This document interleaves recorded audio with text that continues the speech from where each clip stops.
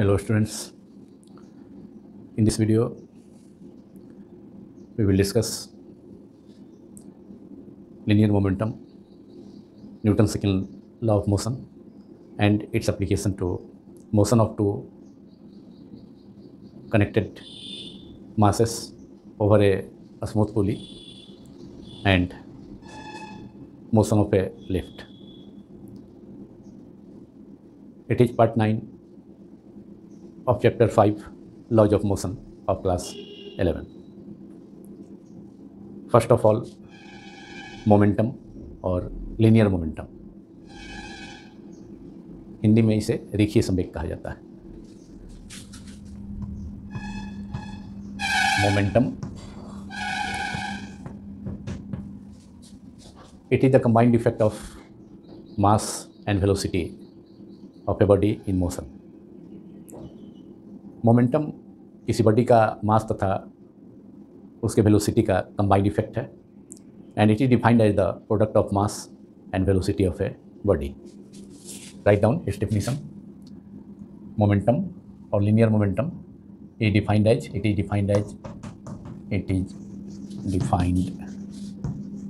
the product of mass. Suppose that mass is m and velocity, suppose it is v vector, it is denoted by velocity is denoted by v vector of a body in motion. The symbol of momentum is a small p vector. Its symbol is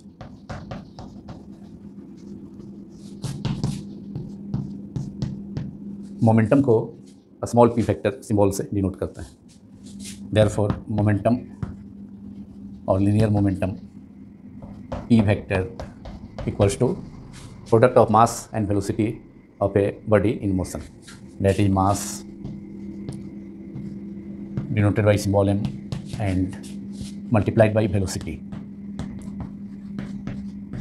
v vector. That is formula of momentum is p is equal to p vector is equal to m into v vector. That is p is equal to mv. This is formula for linear momentum. Its SI unit is SI unit of momentum is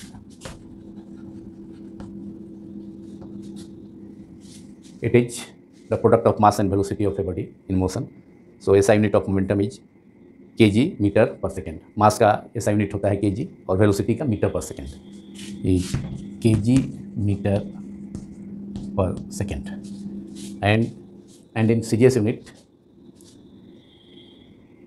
unit of linear momentum is gram centimeter per second, but SI unit of momentum is kg meter per second.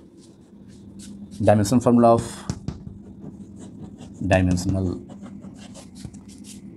of momentum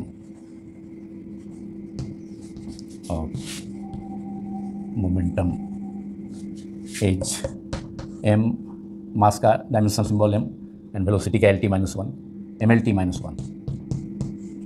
dimensional formula of momentum is ml under bracket mlt minus 1. अब example momentum को का देखें तो एक example लें कि अगर दो डिफरेंट ऑब्जेक्ट है, सपोज करते हैं एक मोटर कार है दूसरा ट्रक है, दोनों में मास ट्रक का अधिक होगा मोटर कार के रेस्पेक्ट में, लेकिन दोनों इक्वल स्पीड से इक्वल वेलोसिटी से मोशन कर रहे हैं.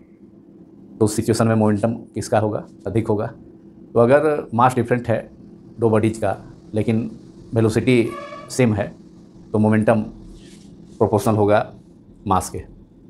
That is p proportional to m because velocity is constant. तो उस सिचुएशन में ट्रक का मास चूँकि ज़्यादा है मोटर कार के मास से, तो ट्रक का मोमेंटम ज़्यादा होगा. On the other hand, if two objects are in motion having same masses, equal masses, having equal mass but moving with different velocities, तो अगर दो ऑब्जेक्ट का मास इक्वल है लेकिन वेलोसिटी डिफरेंट है, तो momentum, linear momentum P velocity के directly proportional होगा।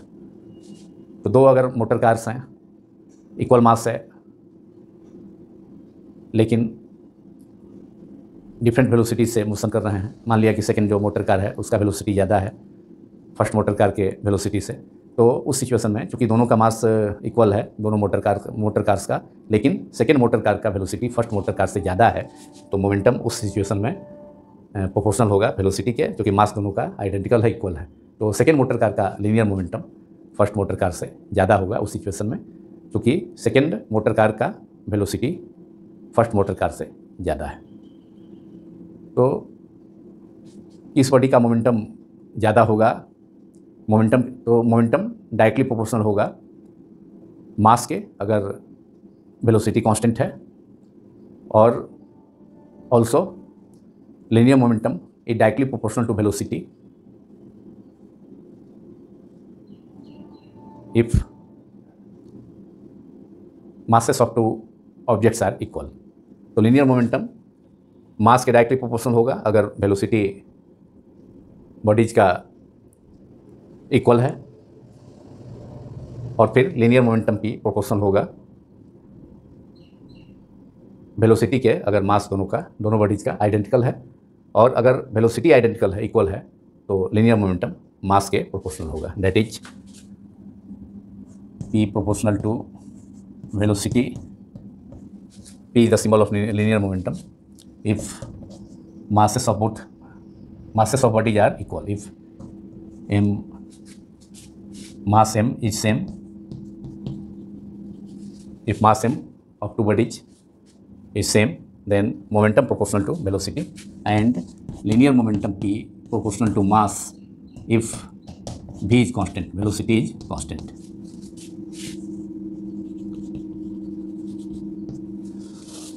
तो जिस बॉडी का मोमेंटम ज़्यादा होगा, अगर दो बॉडी मोशन में है, एक बॉडी का मास ज़्यादा है लेकिन दूसरे बॉडी से, लेकिन स्पीड दोनों का इक्वल है, तो मोमेंटम ज़्यादा होगा हेवियर बॉडी का, हेवियर मास वाले बॉडी का, और उस बॉडी को रोकने के लिए अधिक फोर्स अप्लाई करना होगा दूसरे बॉडी के रिस्पेक्ट में, जिसका वेलोसिटी तो सेम है लेकिन मास हेवियर बॉडी के मास से कम है। तो हेवियर बॉडी को रोकने के लिए अधिक फोर्स अप्लाई करना होगा उस लाइटर बॉडी की अपेक्षा, हालांकि दोनों बॉडीज इक्वल स्पीड से मोशन कर रहे हैं। अब एक अनदर एग्जाम्पल को कंसीडर करते हैं। कोई क्रिकेट प्लेयर गेंद को कैच करते समय अपने दोनों हैंड्स को पीछे खींचता है। अगर कैच करते समय वो अपने हैंड्स को आगे करेगा तो उस सिचुएशन में उसके हैंड्स इंजर्ड हो सकते हैं, उसे चोट लग सकती है। लेकिन जब दोनों हाथों को पीछे करता है तो वह टाइम ड्यूरेशन को बढ़ाता है, जिससे कि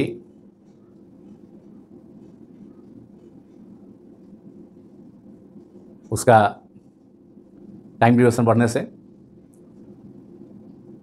जो फोर्स होगा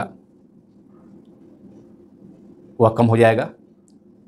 इस प्रकार कोई प्लेयर, क्रिकेट प्लेयर कैच लेते समय अपने हाथ को पीछे करता है तो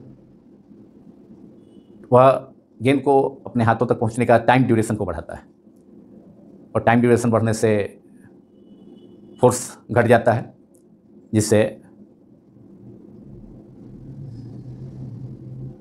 उसके हाथ इंजर्ड होने से बच जाता है। Now we have to discuss Newton second law of motion after momentum.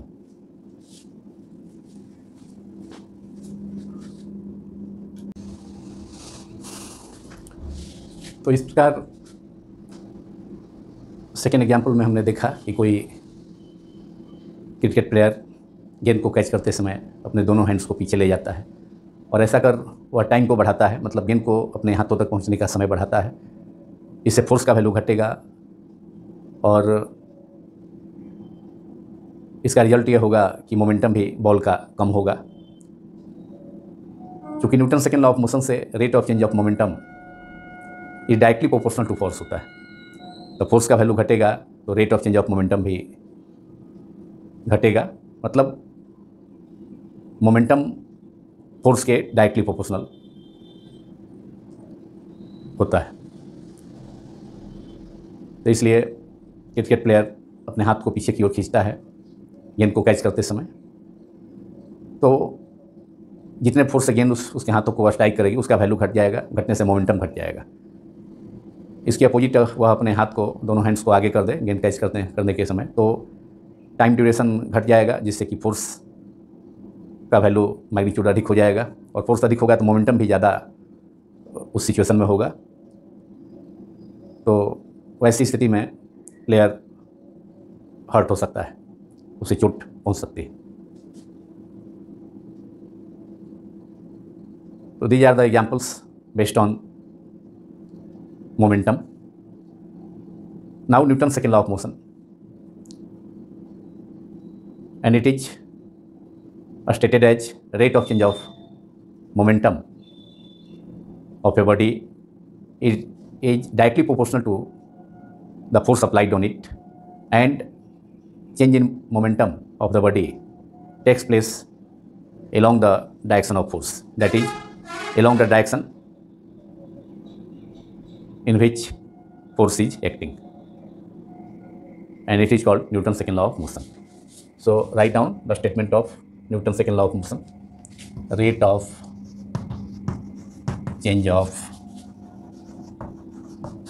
momentum means linear momentum of a body in motion is rate of change of momentum of a body, that is mathematically say dp upon dt.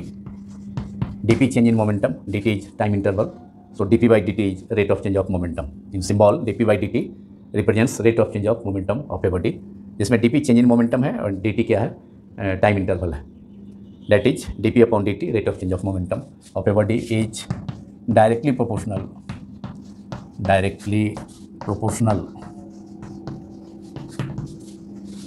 to the applied force, that is force applied on the body, to the applied force, and change in momentum of the body takes place along the direction of force, and change in momentum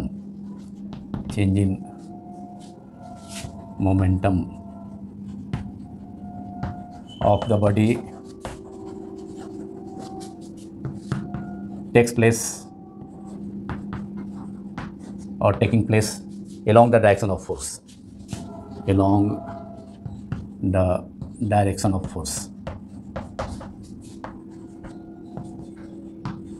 Suppose that force applied on the body is F vector. Symbol of force is F vector. It is Newton's second law of motion. This statement is Newton's second law of motion.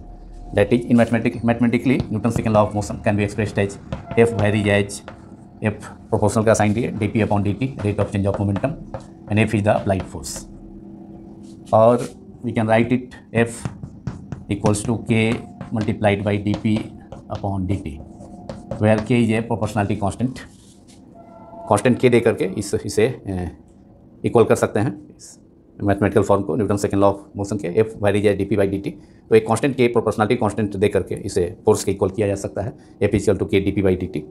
Now we have just discussed momentum, which is defined as the product of mass and velocity of a body in motion, that is P is equal to m into v, P vector is equal to m into v vector। m scalar है इसलिए m पर कोई arrow sign use नहीं किया गया है, because mass is scalar, but linear momentum and velocity both are vector, तो दोनों के सिंबल के ऊपर एरो यूज किया गया है। तो P equal to momentum equal to mass into velocity m into v। तो इक्वेशन 1 में जो मैथमेटिकल फॉर्म है Newton second law of motion का, उसमें P के जगह रिप्लेस करते हैं mv। Therefore we have F equals to K multiplied by d by dt, and P is replaced by mv। P की जगह पर mv रखा। अब सपोज करते हैं कि बॉडी का मास कांस्टेंट है, एक बॉडी का तो मास कांस्टेंट होगा, हालांकि जब बॉडी मोशन में होगा तो उसका मास बढ़ जाता है according to variation of mass with velocity formula given by Einstein, लेकिन यहाँ बॉडी के मास को कांस्टेंट रखा जाए तो इस डिफरेंशिएशन सिंबल के बाहर m को ले आएंगे, लाते हैं, तो d by D T mass को कांस्टेंट सपोज करते हुए तो ये हो जाएगा dv by D T.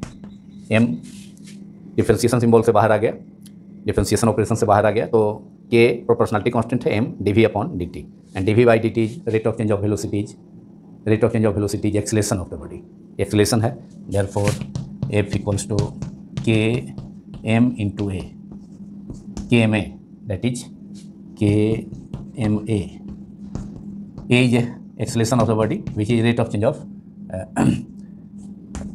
Of momentum. This is equation number 2. In SI unit we have k is equal to 1. So putting k is equal to 1 in SI unit, तो f हो जाएगा उस सिचुएशन में f is equal to m into a, ma, f is equal to ma, taking k is equal to 1 in SI unit. This is the formula for force, that is force is equal to mass multiplied by acceleration, f is equal to ma.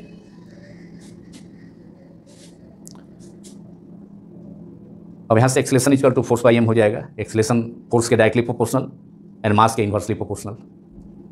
If external force, no external force acting on a body, then acceleration is zero. Therefore Newton's second law of motion is consistent with Newton's first law of motion. If A is equal to zero, if force is equal to zero, no force acting on a body, then acceleration is also acceleration of the body is also equal to zero, which was also in the discussion of Newton's first law of motion. So Newton's second law of motion is consistent with Newton's first law of motion, and formula for force is F is equal to m into a, that is force is equal to mass into acceleration. So Newton's second law of motion gives the formula for force, and also information about linear momentum, that is linear momentum. Formula for linear momentum is P is equal to m into v, that is linear momentum is equal to mass into velocity.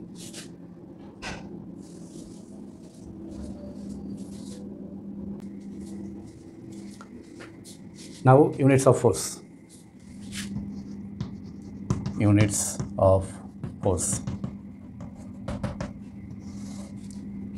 First of all, in SI system, SI unit of force is, because force is equal to mass into acceleration, F is equal to ma. SI unit of mass is kg and unit of acceleration is meter per second square in SI unit, so kg meter per second square. But commonly used unit is Newton or Newton. Symbol is N.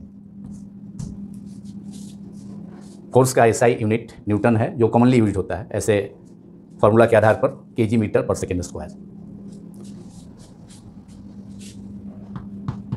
And CGS unit of centimeter in, that is in centimeter gram second system. CGS unit of force is gram centimeter per second square. SI unit of CGS unit of mass is gram, which is denoted by the symbol G, and CGS unit of acceleration is centimeter per second square. मास का CGS unit ग्राम होता है जिसे G से denote किया जाता है, और acceleration का सेंटीमीटर पर सेकेंड स्क्वायर। तो इसका CGS यूनिट फोर्स का ग्राम सेंटीमीटर पर second square GCM/2।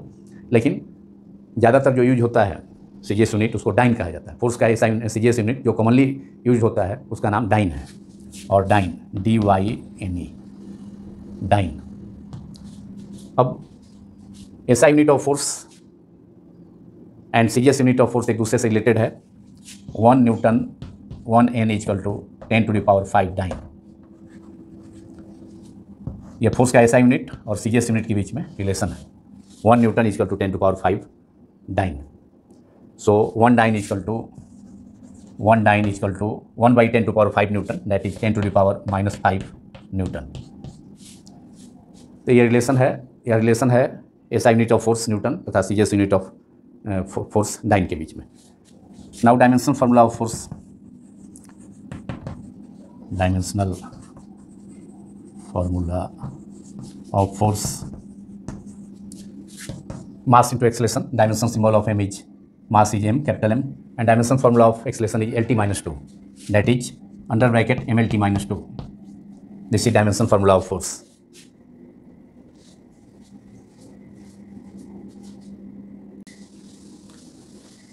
Now applications of Newton's second law of motion.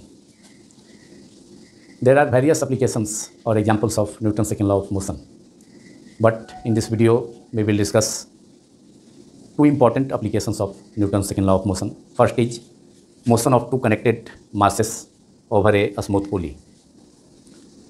If two masses, one is heavier and other is lighter, suppose M2 is heavier and M1 is lighter, and both masses are connected to two ends of a light string, and the entire system is kept on a frictionless light pulley, that is a smooth pulley. Then mass M2 goes downward and mass M1 goes upward with a common acceleration, and that acceleration is a small a, symbol of acceleration is a. We have to derive the expression for this common acceleration of two connected bodies, two connected masses moving over a smooth pulley. जब दो masses को दो different blocks को एक light string जिसका मास काफ़ी कम है, मास को नेगलेक्ट करेंगे, negligible mass of the string, तो उसके दोनों इंड से कनेक्ट करके दोनों इंड से दो मासेस, एक मास M1 है, दूसरा मास M2 है, M2 हेवियर है मास M1 से, तो उस लाइट स्ट्रिंग के दोनों इंड से दोनों मासेस को टाइट कर पूरे सिस्टम को अगर एक स्मूथ पुली पर रख दिया जाए तो मास M2 डाउनवर्ड मोशन करेगा और मास M1 अपवर्ड मोशन करेगा। दोनों का कॉमन एक्सेलेरेशन होगा क्योंकि दोनों साथ साथ मोशन कर रहे हैं, एक ही स्ट्रिंग के दोनों इंड से कनेक्टेड हैं, दोनों ब्लॉक्स, दोनों मासेस, इसलिए उनका एक्सेलेरेशन कॉमन होगा, और वह कॉमन एक्सेलेरेशन ये है जिसके लिए एक्सप्रेशन हम डिराइव करेंगे using Newton second law of motion.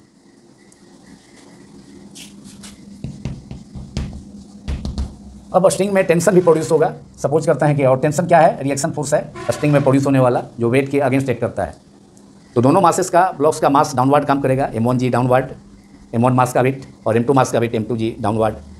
तो स्ट्रिंग में एक रिएक्शन फोर्स एक्ट करेगा उस वेट के, दोनों ब्लॉक्स के, दोनों मासेस के वेट के अगेंस्ट में, और टेंशन अपवर्ड काम करेगा। और इसके दूसरे पार्ट में भी उसी एक ही स्ट्रिंग है, तो दोनों स्ट्रिंग के दोनों पार्ट में टेंशन, दोनों पार्ट्स में टेंशन सेम होगा, और यहाँ भी टेंशन T है सेकेंड पार्ट में भी, लेकिन टेंशन किधर काम करेगा, अपवर्ड काम करेगा, पुली की तरफ काम करेगा, जो कि पुली पर टोटल फोर्स अप्लाई, जिससे पुली पर टोटल फोर्स अप्लाई होगा, उसके लिए भी एक्सप्रेशन हम ऑब्टेन करेंगे, लेकिन पहले कॉमन एक्सेलेरेशन के लिए। तो इसके लिए इस फिगर में mass M2 is larger heavier than mass M1, M2 is greater than M1।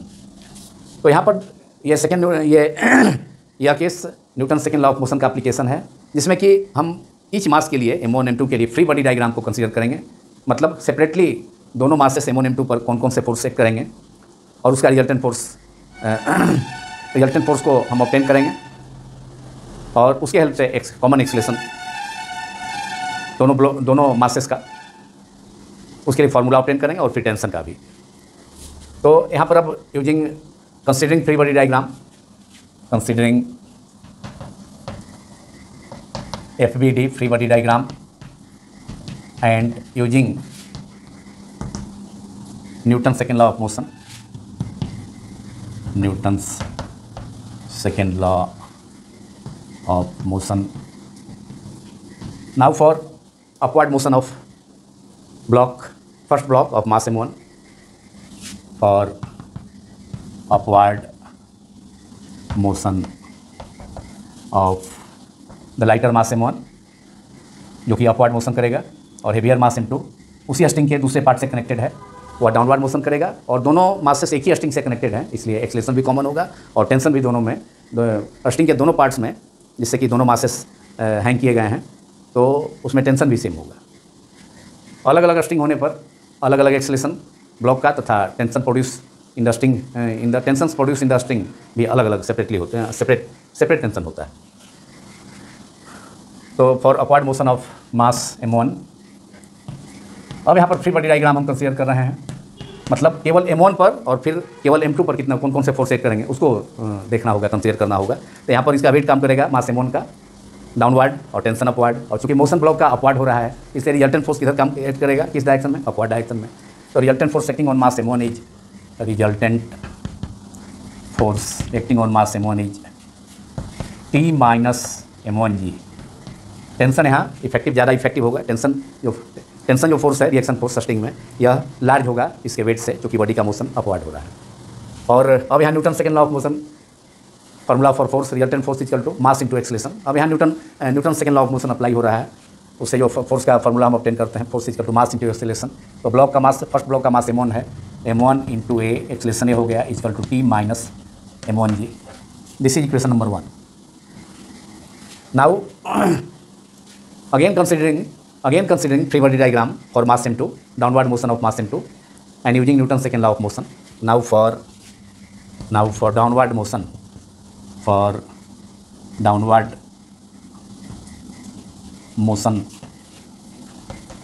of mass m2, नीचे की ओर मोशन हो रहा है, तो रिजल्टेंट फोर्स कितना एक्ट करेगा, यहाँ फिर Newton second law of motion apply होगा। रिजल्टेंट फोर्स हो जाएगा मास into acceleration m2 into a, और यहाँ पर वेट डाउनवर्ड है, मोशन नीचे हो रहा है, नीचे की ओर डाउनवर्ड हो रहा है, डाउनवर्ड डायरेक्शन में हो रहा है, तो वेट डाउनवर्ड काम करेगा, टेंशन इसको लटकाने वाले स्ट्रिंग में के पार्ट में अपवर्ड काम करेगा, लेकिन मोशन चूंकि ब्लॉक का डाउनवर्ड हो रहा है तो रिजल्टेंट फोर्स भी डाउनवर्ड ही एक्ट करेगा, जो कि m2g wait minus tension equal होगा। तो resultant force using Newton second law of motion, resultant force acting on the block of mass m2 is m2 into a using Newton second law of motion equals to weight m2g minus t। यहाँ पर wait tension से large होगा, क्योंकि block m2 मास m2 का motion downward हो रहा है। अब एक्सेलरेशन का कॉमन एक्सेलरेशन a, यहाँ a is the common acceleration of both masses m1 and m2। अब कॉमन एक्सेलरेशन a का एक्सप्रेशन ऑब्टेन करने के लिए दोनों को ऐड कर दिया जाए, एडिंग इक्वेशंस 1 एंड 2। उससे क्या होगा कि यहाँ पर plus t minus t cancel हो जाएगा और a कॉमन एक्सेलरेशन का एक्सप्रेशन आ जाएगा। तो adding equations 1 and 2 we get, यहाँ t से t कैंसिल हो जाएगा, प्लस t माइनस t, और ये ऐड हो जाएगा m1a plus m2a, that is m1 plus m2 into a common है दोनों में, और यहाँ plus t minus t cancel हो जाएगा दोनों इक्वेशंस को ऐड करने पर। तो m2g पॉजिटिव है, m1g निगेटिव है, तो m2g माइनस m1g, और g कॉमन है तो यहाँ पर g दोनों में प्रेजेंट है तो कॉमन हो जाएगा, तो m2 minus m1 multiplied by g। Therefore a is equal to m2 minus m1 multiplied by g upon m1 plus m2। Therefore तो कॉमन एक्सेलरेशन का दोनों कनेक्टेड मासेस के कॉमन एक्सेलरेशन का एक्सप्रेशन ऑब्टेन हो जाएगा इस फार्मूला से। Therefore a equals to common acceleration a equal to, therefore common acceleration a equals to m2 minus m1, दोनों मासेस का difference multiplied by acceleration due to gravity g upon m1 plus m2, मतलब दोनों मासेस का सम m1 plus m2। तो ये expression हो गया कॉमन एक्सेलरेशन का, a इक्वल टू यहाँ से m2 minus m1 into G upon m1 plus m2। This is equation number 3। अब टेंशन का भी एक्सप्रेशन, स्ट्रिंग में टेंशन प्रोड्यूस हुआ है कैपिटल T, उसका भी एक्सप्रेशन मालूम हो जाएगा अगर इक्वेशन 1 में और 2 में हम a का वैल्यू पुट कर देते हैं। तो 2 में भी कर सकते हैं, 1 में भी रख सकते हैं। तो putting this value of common acceleration in equation 1 we get, अब इस t का ये a का वैल्यू उसमें इक्वेशन 1 में, इक्वेशन 1 क्या था, t minus m1g equal to m1 into a। तो इसका एक्सप्रेशन इस a का वैल्यू हम इक्वेशन 1 में पुट करेंगे, पुटिंग और substituting for a in equation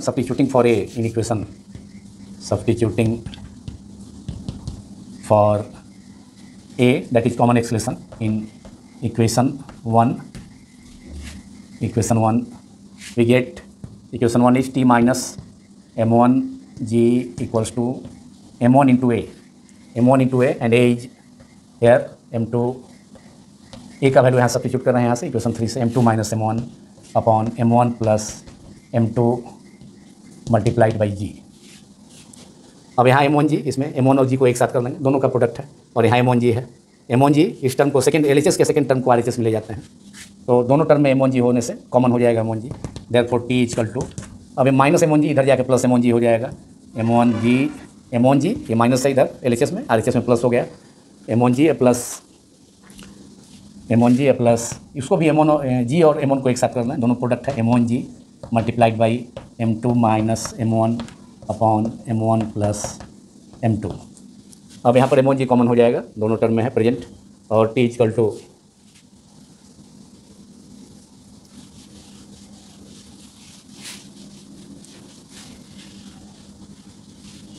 therefore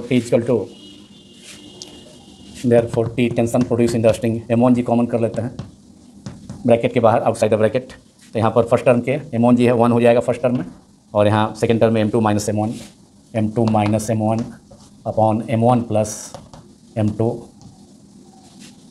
अब यहाँ M1 प्लस M2 ये दोनों टर्म में M1 प्लस M2 LCM हो जाएगा, तो LCM हो गया दैट इज M1G, LCM हो गया M1 प्लस M2। अब यहाँ 1 से मल्टीप्लाई हो जाएगा M1 प्लस M2, तो first term 1 into M1 plus M2 that is M1 plus M2 plus M2 minus M1 plus M1 minus M1 will cancel out. We will left with M2 plus M2 that is 2M2, therefore tension produced in the string or T equal to M2 plus M2 2M2 into M1G that is 2M1 M2 multiplied by G upon M1 plus M2. This is the formula for tension produced in the string. This is equation number 4. ये tension in the string,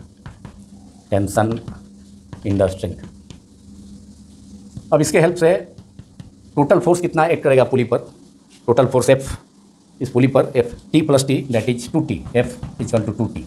total force acting on the pulley is T plus T that is 2T। Now total force acting on the pulley is F equals to T plus T that is 2T, T plus T string के दोनों part का tension act करेगा, ऊपर part that is पुली पर ही act करेगा T plus T 2T, और T का value है 2M1 M2 into G plus upon M1 plus M2, और यहाँ पहले 2 है तो 2 into 2 4 that is 4M1 M2 upon M1 plus M2 multiplied by G। This is equation number 5 which represents the total force acting on the pulley. Total force acting on the pulley 4M1 M2 upon M1 plus M2 into G। तो इस ढंग से हमने Newton second law of motion का first application, motion of two connected masses over a smooth pulley को discuss किया, और इसमें कॉमन एक्सप्रेशन के लिए एक्सप्रेशन ऑब्टेन किया, फिर tension produce in the string के लिए एक्सप्रेशन ऑब्टेन किया, और फिर total force acting on the पुली के लिए एक्सप्रेशन ऑब्टेन किया। और इन सभी फॉर्मूले पर बेस्ड प्रॉब्लम्स डिफरेंट प्रॉब्लम्स के बुक में है, NCERT टेक्स्ट बुक में भी इस पर बेस्ड प्रॉब्लम है टेंशन एक्सेलेरेशन निकालने कैलकुलेट करने के लिए। तो उसका सॉल्यूशन मैं अलग से कर रहा हूँ इस चैप्टर का, लॉज ऑफ मोशन का, तो उसमें इस प्रॉब्लम को भी सॉल्व करूँगा। इसके अलावा concept of physics SC Verma की बुक में भी इस पर बेस्ड प्रॉब्लम्स है, जिसका सॉल्यूशन अलग से किया जा रहा है। इसके अलावा अदर्स साइड बुक्स में भी इस पर प्रॉब्लम्स है। M करीम का book objective numericals in physics में, ऑब्जेक्टिव प्रॉब्लम्स इन फिजिक्स में भी इस एप्लीकेशन पर बेस्ड, इन सभी फॉर्मूले पर बेस्ड प्रॉब्लम्स है।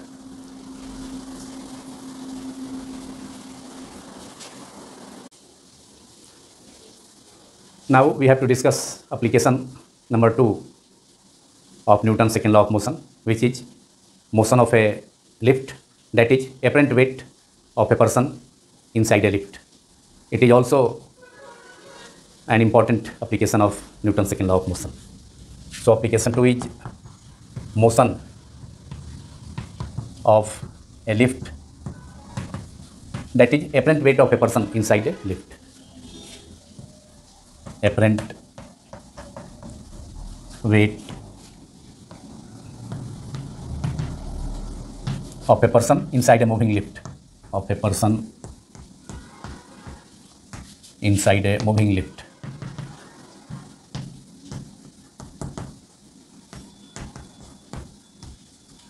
और इस एप्लीकेशन में भी Newton second law of motion का यूज होगा, force equal to mass into उसका Newton's law of second law of motion से फोर्स का फॉर्मूला ऑब्टेन होता है, force equal to mass into acceleration, उसका यूज होगा, F equal to m into a. तो सबसे पहले केस ए को हम डिस्कस करते हैं कि कोई लिफ्ट है और उसमें कोई पर्सन, m मास का कोई पर्सन उस लिफ्ट के अंदर प्रेजेंट है और लिफ्ट यूनिफॉर्म स्पीड से ऊपर या नीचे जा रहा है, मतलब एक्सेलरेशन 0 है। तो if the lift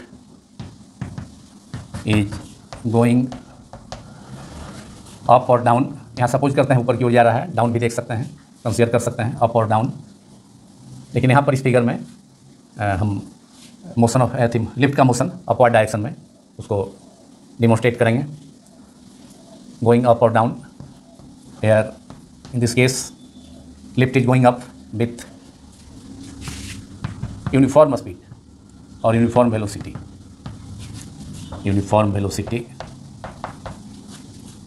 तो in that situation acceleration of the lift is 0, acceleration A equal to 0 होगा। यूनिफॉर्म मोशन के केस में लिफ्ट या तो ऊपर जाए, अपवर्ड जाए या नीचे की ओर जाए, दोनों इस सिचुएशन में वेलोसिटी यूनिफॉर्म है, तो इसलिए एक्सेलरेशन 0 होगा। तो यहाँ पर फिगर भी स्केच इसका कर लिया जाए। यहाँ कोई लिफ्ट है, लिफ्ट के सरफेस पर कोई आदमी, कोई पर्सन यहाँ खड़ा है स्टैंडिंग पोजीशन में, लिफ्ट में कोई पर्सन है। तो इस लिफ्ट का, इस पर्सन का मास सेम है, तो इसका वेट काम करेगा downward, weight W equal to mg। और चूँकि यहाँ पर पर्सन अपने वेट के इक्वल फोर्स से लिफ्ट के सरफेस पर फोर्स अप्लाई कर रहा है, तो लिफ्ट का सरफेस भी इस पर रिएक्शन फोर्स इस पर अप्लाई करेगा अपवर्ड डायरेक्शन में, according to Newton third law of motion. उसे नॉर्मल रिएक्शन कहा जाएगा, that is normal reaction of the lift surface which is capital N से R से भी नॉर्मल रिएक्शन को रिप्रेजेंट किया जाता है। और लिफ्ट सपोज करते हैं up and down uniform velocity से, तो इसका एक्सेलरेशन 0 होगा। तो यहाँ पर सपोज करते हैं कि लिफ्ट ऊपर की ओर जा रहा है और यूनिफॉर्म वेलोसिटी से है, तो एक्सेलरेशन उसका 0 है। ये फिगर 1 इस केस के लिए, एप्लीकेशन के लिए। तो इस सिचुएशन में नॉर्मल, क्योंकि लिफ्ट अगर ऊपर की ओर जा रहा है तो नॉर्मल रिएक्शन जो फोर्स है, जो कि लिफ्ट के सरफेस का रिएक्शन फोर्स उस पर्सन पर अपवर्ड डायरेक्शन में एक्ट करेगा, उसके वेट के अपोजिट। पर्सन का वेट लिफ्ट से होकर लिफ्ट के सरफेस पर डाउनवर्ड डायरेक्शन में एक्ट कर रहा है mg, लेकिन लिफ्ट का मोशन चूंकि ऊपर की ओर है, तो इसलिए रिएक्शन फोर्स n जो होगा, नॉर्मल रिएक्शन लिफ्ट के सरफेस का जो पर्सन पर एक्ट करेगा वह वेट से ज़्यादा इफेक्टिव होगा, तो n is greater than mg। इस केस में n normal reaction of the lift surface is greater than weight of the person. Therefore resultant force, अब यहाँ Newton second law of motion का यूज होगा। Resultant force acting on the person is m into a, force equal to mass into acceleration. यहाँ Newton second law of motion का use किया गया, m into a but acceleration is 0 equal to, और resultant force act करेगा क्योंकि n force normal reaction mg से ज़्यादा effective होगा, mg से बड़ा लार्ज होगा, तो n माइनस mg। अब चूंकि यहाँ पर एक्सेलरेशन 0 है, इसलिए यूनिफॉर्म स्पीड से, यूनिफॉर्म वेलोसिटी से लिफ्ट ऊपर की ओर यहाँ पर जा रही है। नीचे भी जाती तो उस सिचुएशन में, नीचे की ओर भी लिफ्ट का मोशन होता तो उस सिचुएशन में एक्सेलरेशन 0 होता लिफ्ट का, तो यही रिजल्ट होता उस केस में भी। और m इंटू ए की जगह 0 पुट कर दिए तो रिजल्टेंट फोर्स हो गया mass into acceleration Newton second law of motion से, दैट इज, और ये 0 हो गया LHS equal to n minus mg। Therefore n क्या है? नॉर्मल रिएक्शन है जो कि एपरेंट वेट है, यही नॉर्मल रिएक्शन एपरेंट वेट होगा, ये पर्सन का एपरेंट वेट होगा जो कि नॉर्मल रिएक्शन नहीं देता है, नॉर्मल रिएक्शन के इक्वल होगा। Apparent weight of the person is equal to the normal reaction of the surface of the lift acting upward on the person. तो apparent weight is equal to normal reaction, n is equal to mg, मतलब mg is the actual weight, mg is the mass into acceleration due to gravity, is the actual weight of the person, actual weight of the person. तो इस situation में normal reaction तथा actual wait दोनों equal है, मतलब जब कोई lift, this is equation number 1, तो जब कोई लिफ्ट यूनिफॉर्म वेलोसिटी से अपवर्ड या डाउनवर्ड मोशन करेगा तो उसका एक्सेलरेशन 0 होगा। तो उस सिचुएशन में उस लिफ्ट में प्रेजेंट पर्सन के वेट में कोई चेंज नहीं होगा। एपरेंट वेट जो कि नॉर्मल रिएक्शन के इक्वल होगा, नॉर्मल रिएक्शन जो लिफ्ट के सरफेस द्वारा उस पर्सन पर एक्ट करेगा अपवर्ड डायरेक्शन में वेट के अगेंस्ट में, तो नॉर्मल रिएक्शन उसके, मतलब नॉर्मल रिएक्शन ही एपरेंट वेट देता है, तो apparent weight of the person is equal to its actual weight mg। तो उस सिचुएशन में लिफ्ट के मोशन के कारण, यूनिफॉर्म वेलोसिटी से मोशन के कारण लिफ्ट के अंदर प्रेजेंट पर्सन के वेट में कोई चेंज नहीं होगा।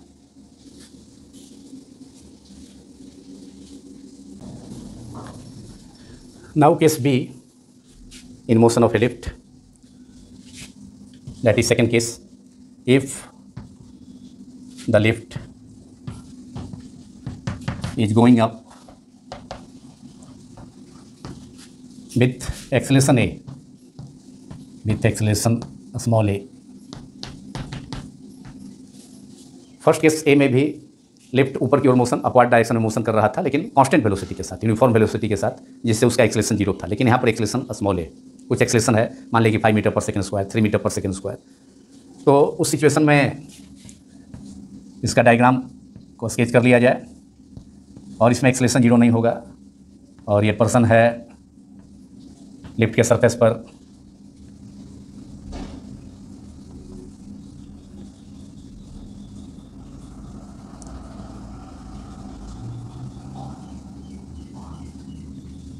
उसका वेट डाउनवार्ड काम करेगा लिफ्ट के सरफेस से होकर और सरफेस का normal reaction according to Newton third law of motion upward direction में काम करेगा, नॉर्मल डायरेक्शन में।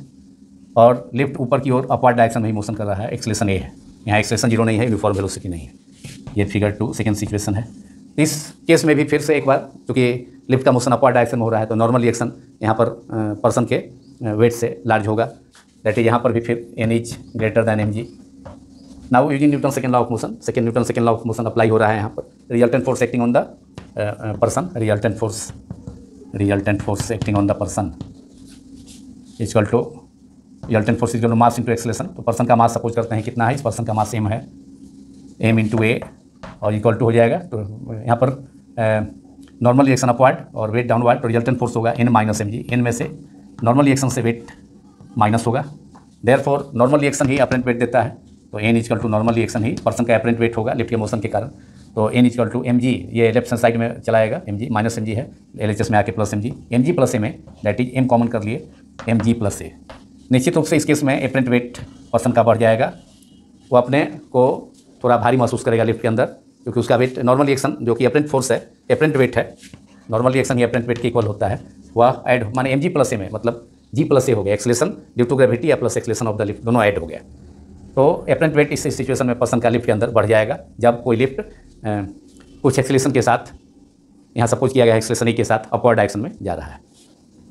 Apparent wait of the person, result क्या हुआ इन this case, apparent wait of the person increases. This is equation number 2 in this case in motion of a lift. In this case apparent weight of a person increases, of a person inside the lift increases. Apparent weight of a person inside the lift increases.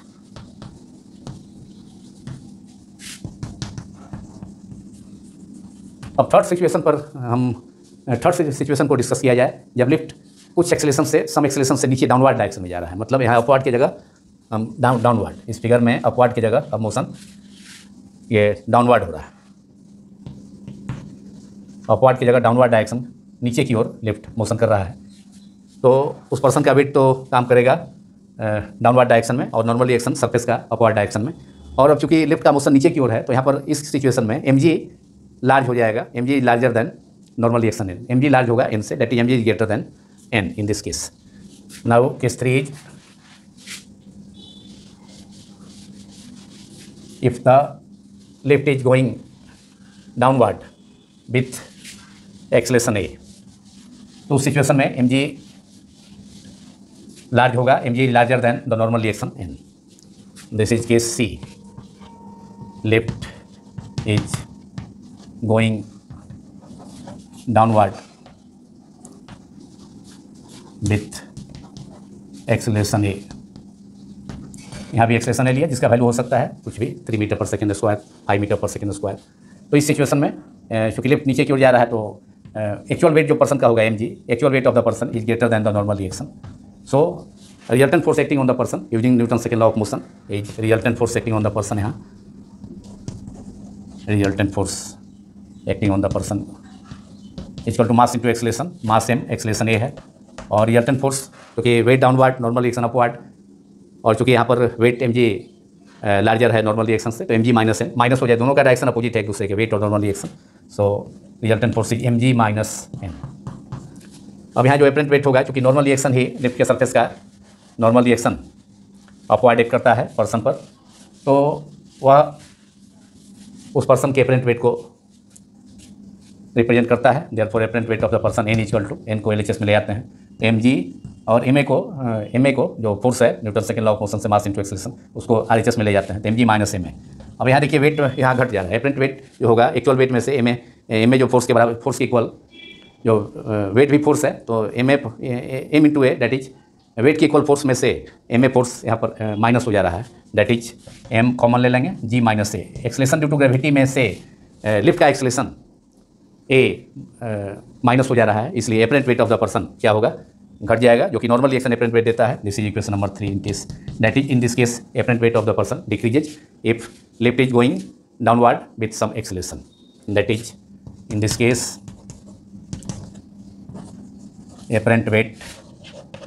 apparent weight of the person decreases, apparent weight of the person inside the lift decreases,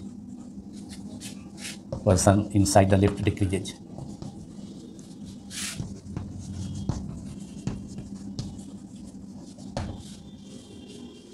इसलिए आदमी जब lift का motion नीचे की ओर होगा तो आदमी अपने लिफ्ट के अंदर वह पर्सन अपने को थोड़ा हल्का महसूस करेगा, क्योंकि एक्चुअल वेट में से उस एक्चुअल वेट mg में से ma फोर्स ma उसमें से वेट में से माइनस हो जा रहा है, ma के equal force.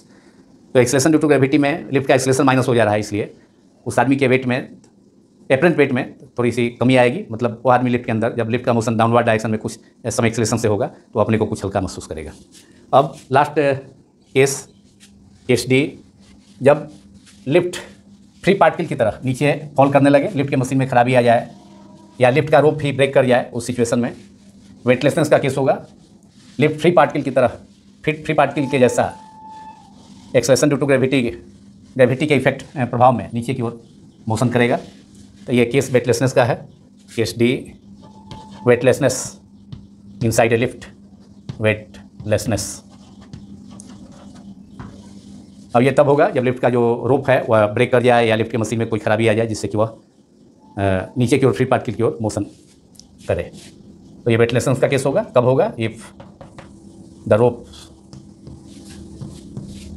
Of a lift, if the ropes of a lift are broken, lift are broken, तो लिफ्ट का मोशन फ्री पार्टिकल की जैसा होगा, एक्सेलरेशन ग्रेविटी के इफेक्ट में। तो इस सिचुएशन में in this case a equal to g, acceleration जो होगा लिफ्ट का वह in this case acceleration of the lift acceleration due to gravity के इक्वल हो जाएगा, क्योंकि ग्रेविटी के प्रभाव में मोशन होगा, लिफ्ट फ्री पार्टिकल की तरह मोशन करेगा।